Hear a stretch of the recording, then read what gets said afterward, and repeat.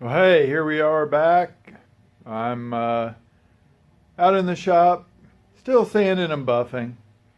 Wanted to just give some more insights, some more tips on what you should do to make the job go as quickly as possible and just be efficient without the trick is not to have to fight a bunch of scratches all the way through the job.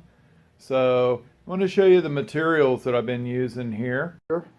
I've got the traditional old sandpaper and a block. This way you can just tri-fold that sandpaper right around that block real easily. And the block determines kind of the cut of your sandpaper, the firmness of that block.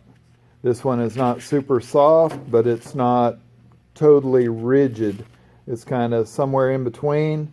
I can squeeze it and compress it, but that's what I use as my sanding block when I'm doing one of these color sanding jobs. You can see I've got 1200 grit paper here.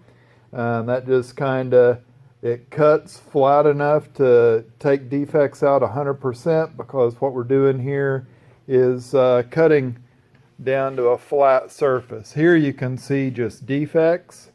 I mean, this is just from a car that's sat. It's not been cleaned up properly, and it's gotten overspray and all kinds of stuff. This has been painted for about 3 years, and it was cut and buffed, looked really nice when it left, but it just wasn't cared for because the car wasn't ever finished.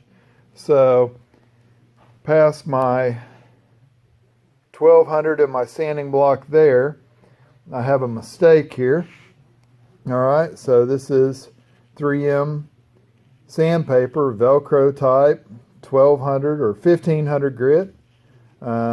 Soaked it in the water, used it for a little bit, went to pick it up off the surface, and she came all apart. So here's another piece, same kind of deal, but this one, luckily I hadn't started using it. I just pulled it out of the bucket, got ready to put it on, and all of the abrasive came off of the backing. You can see a little flake of it right there. That would be bad to have that come apart while you were trying to do a final color sand and buff on a job. It would take time to get rid of that. So here are my other grits that I've got. Typical just 3000 grit. And I have some 1500 grit here. And I also brought some new stuff back.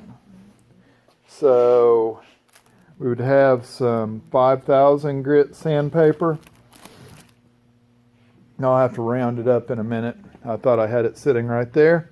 Anyway, this is 1500, 3000. Those are like my finishing grits. I did take this and I sanded it with 1000 grit first on just a Hutchins DA. Thing's got a fairly fine cut pattern to it. I've had it for a long time. It's been a really good DA. And then this is an interface pad. So if I was trying to cut something flat, this would not be my first choice because it is super soft foam. It just kind of floats over the surface. So this would be good for blending texture, or I could use it like on that final 3000 grit step. I would go ahead and use it there. I'm doing all this wet. In the shops that you work at, you may end up there doing this dry. It just depends on the size of the area that you're going to buff. And we're talking full panels here, okay? Full big old hood. All the orange peel's been sanded out. This side, I finished it out with the 1500 grit on the DA. And then this side is finished with 1000 grit on the DA. I just went back and hand sanded a few of the worst areas on it to get the surface consistent. And I'm going to come in, I'm going to finish this side with 15, Then I'll go back and do the whole thing with 3,000. So I think I'm going to set the phone up and see if I can do a time lapse of that for you all.